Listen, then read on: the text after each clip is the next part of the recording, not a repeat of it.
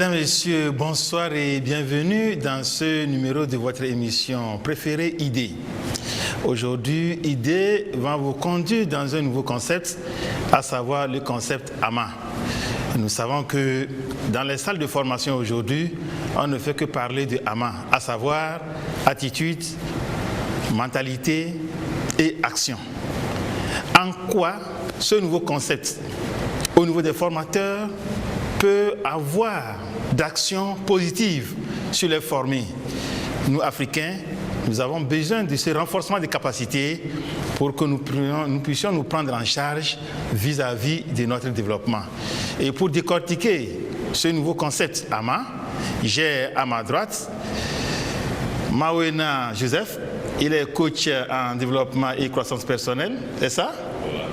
Soyez les bienvenus. Bonjour, merci beaucoup, monsieur Condor de cette opportunité et merci à la TVT parce que c'est une occasion pour pouvoir parler d'une chose très importante, très belle, je dirais bien, et puis avec le public, il faut qu'on partage après des temps de formation, d'expérience, et c'est important qu'on partage avec les autres ce qu'on a découvert.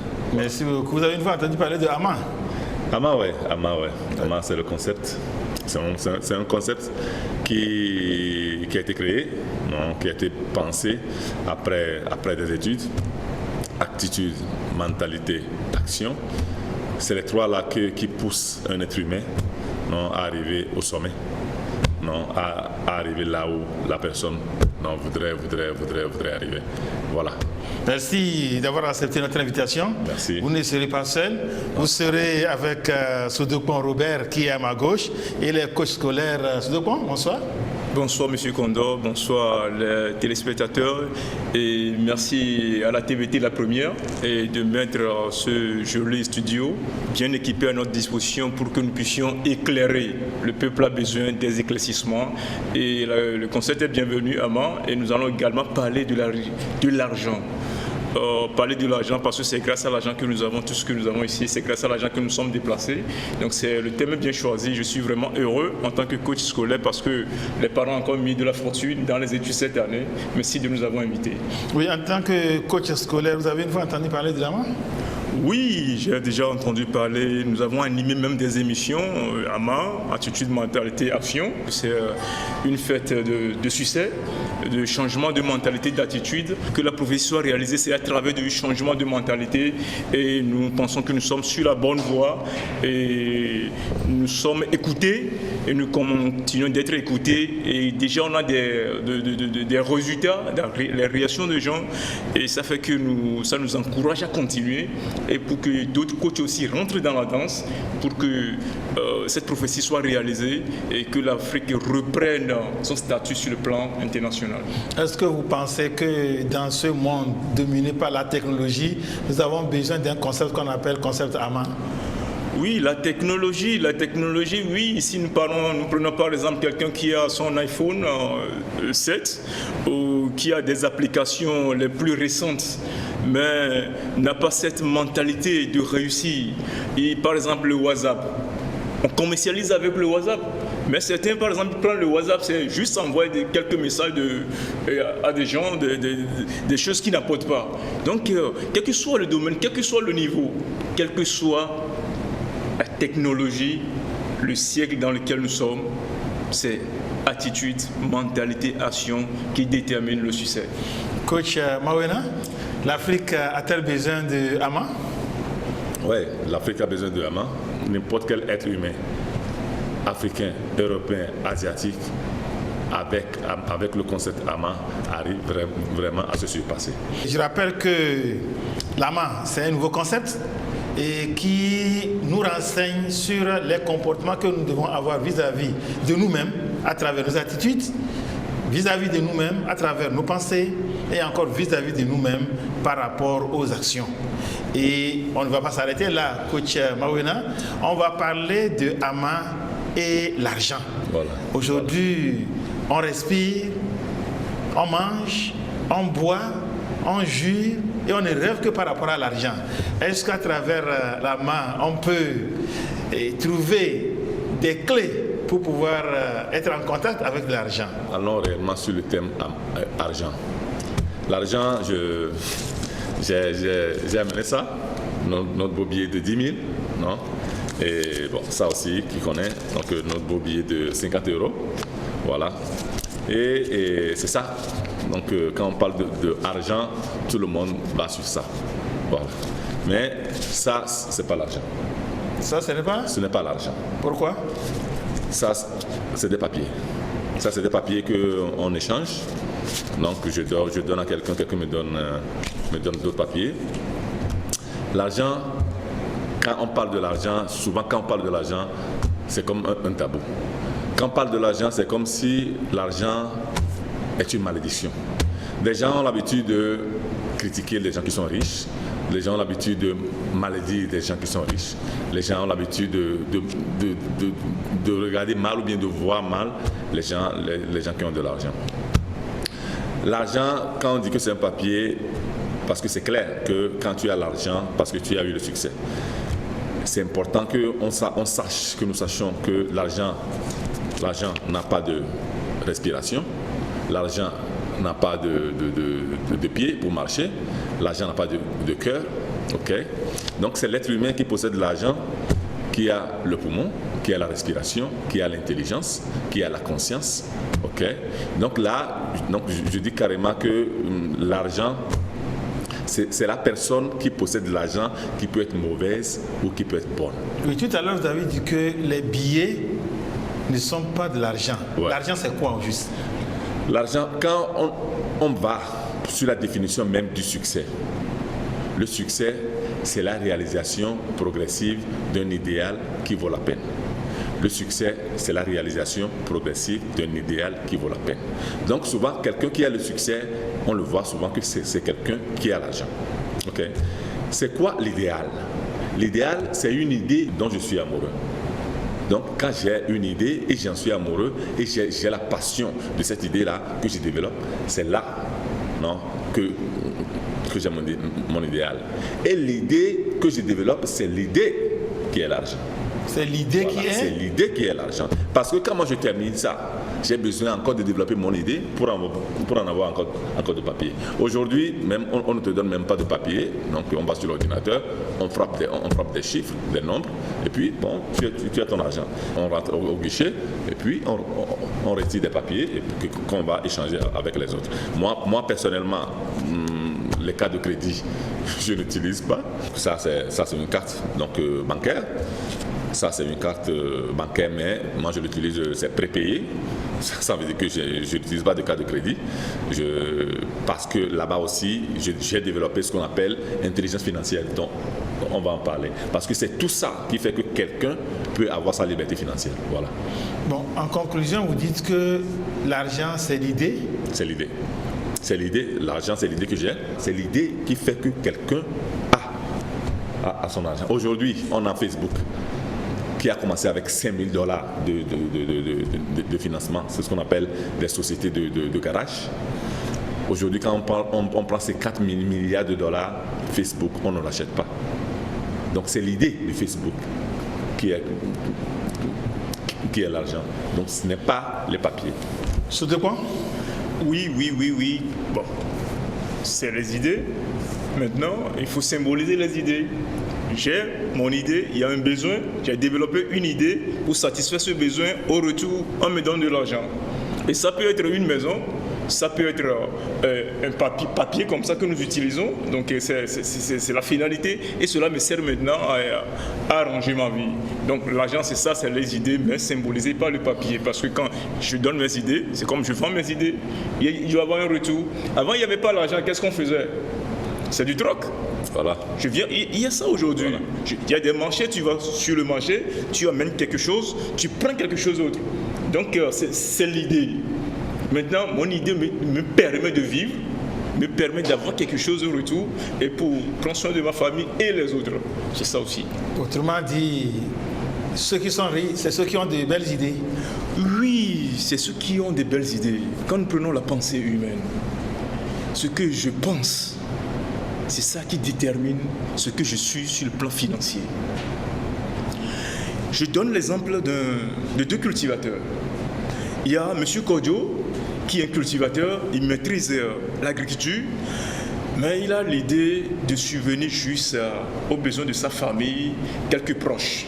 Il pratique l'agriculture. L'agriculture, oui, il planifie bien les choses de telle manière que même pendant la saison sèche, il y a du pain dans sa maison, certains proches peuvent venir s'abreuver. Il est satisfait, il est heureux de vivre sa vie comme ça. À côté de M. Kodjo, il y a M. Kossi. Il a fait ses études ou d'une manière pratique, études sur terrain comme on le fait chez nous. Il se dit, je suis cultivateur de maïs. Pour ce qui est des besoins de ma famille, c'est déjà une garantie.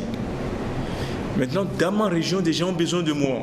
Ma région a besoin de moi. Je dois tout faire pour satisfaire les gens de ma région. Mon pays, le Togo, des gens ont besoin de maïs. Je dois étendre ma production sur le Togo, dépasser les frontières. Les gens des États-Unis, ils ont besoin de moi. Et donc, avec cette idée, les gens ont besoin de moi. Si je prends par exemple Steve Jobs, le milliardaire qui est classé le 110e milliardaire du monde, il n'a jamais dit qu'il avait décidé d'être milliardaire. Il a juste voulu apporter des solutions aux problèmes de l'humanité, les idées et l'argent venu. Plus tu penses grand, plus l'argent vient. Donc, ce que tu as dépend de ta pensée. Et si M. Kodjo, il est satisfait, il est heureux dans son petit coin avec sa petite famille, c'est son problème. On n'a pas à le juger. C'est sa conception de la vie. Mais ce qu'il lui a, c'est ce qu'il a demandé à la vie. Et gare à lui. Gare à lui. Si ce qu'il a construit autour de sa petite famille, et demain, ils veulent faire des dépenses extra-budgétaires, ils veulent convoiter quelque chose qu'il n'avait pas prévu, que ces moyens, son idée ne l'a pas amené à prévoir, c'est là où commencent les souffrances, les problèmes d'argent, les déceptions. Donc si on demande peu, on se contente. Si on demande grand, on s'ouvre à l'humanité, on gagne beaucoup. Donc tout vient de nos idées. Oui, coach Mawena Joseph, est-ce à dire que le pauvre, c'est celui qui a des pauvres idées et le riche, c'est celui qui a des idées riches? Ouais, le pauvre, c'est celui qui a l'esprit de pauvreté. L'esprit de pauvreté. Le pauvre, c'est celui qui a l'esprit de pauvreté. Moi, je me rappelle un grand chanteur, un beau chanteur de Bévi à l'oignon, paix à son âme, mais je suis désolé, mais quand j'ai eu l'occasion de quelquefois, quand on était petit, moi j'écoutais les chansons là. C'est des chansons, quand j'ai grandi, je n'ai plus jamais écouté. Oui, laquelle par exemple? Il dit dans la chanson, tu envies Mouni, Makoutia Yame. Donc, quelqu'un qui dit qu'il est pauvre, il va mourir dans la pauvreté. Il y a même une chanson qui dit j'aimerais qu'un riche me prenne dans sa maison pour pouvoir lui nettoyer les chaussures, ne serait-ce que cela. Voilà. Et quand on a l'esprit comme ça de se diminuer, quand on a l'esprit comme ça de se rabaisser, on sera toujours en bas. Parce que l'esprit, il faut l'élever. Parce que l'esprit, il faut faire croître l'esprit. C'est seulement en croissance qu'on peut tranquillement vraiment faire de grandes choses. L'esprit de pauvreté engendre la pauvreté. L'esprit de richesse, de l'abondance engendre l'abondance. Ok. Donc quand moi je dis que l'esprit d'abondance engendre l'abondance, il faut que je réfléchisse, il faut que je pense, il faut que mes idées, surtout, mais les idées, parce que nos idées sont des puissances. Nos idées sont des énergies. On l'appelle énergie de pensée. Donc c'est les pensées que j'ai qui rentrent en moi, qui deviennent des émotions. Ces émotions-là deviennent des énergies, parce que l'être humain ne reçoit pas d'énergie, mais dégage de l'énergie. Donc si moi j'ai l'énergie d'abondance, ce que je dégage, c'est l'énergie d'abondance. Donc notre corps est un aimant, notre énergie est un aimant. Donc notre énergie capte tout ce qui est bon, tout ce qui est positif, tout ce qui est abondance, et nous l'amène. Ok. Voilà comment ça fonctionne. Donc c'est important. Mais comment est-ce que moi je peux marcher avec l'énergie? Ça veut dire que je programme. C'est pas que je décide, ouais, j'ai l'énergie de riche, alors la richesse va m'arriver. Non, c'est pas comme ça. Il y a des actions qu'il faut poser. Là, on retourne encore sur Ama. C'est l'attitude que j'ai vers l'abondance, c'est la mentalité que j'ai vers l'abondance, et puis c'est l'action.